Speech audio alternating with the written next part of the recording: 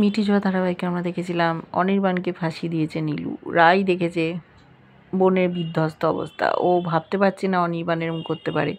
নীলু পুলিশে খবর দিয়েছে, এমনকি বৌমণি, দাদাভাই, স্রোত, সার্থক সবাইকে খবর দিয়েছে, সবাই এসে গেছে। অবাক হয়ে গেছে সকলে যে অনির্বাণ এরকম কখনোই করতে পারে না।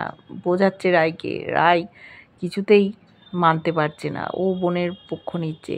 নীলু বলছে আমি ওই লোকটাকে 10 বছরের কারাদণ্ড দেয়াবো।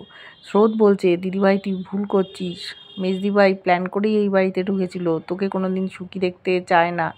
অনির্বাণদাকে ইচ্ছে করে ফাঁসালো। অনির্বাণও নিজের সপক্ষে কোনো উকিল রাখবে না, নিজের সপক্ষে কোনো যুক্তিও দিচ্ছে না, বলছে ওরা যা বলছে সেটাই সঠিক। তবে রায়ের পাশে যেন কেউ না কেউ থাকে, হয় স্রোত নয় বৌমণি।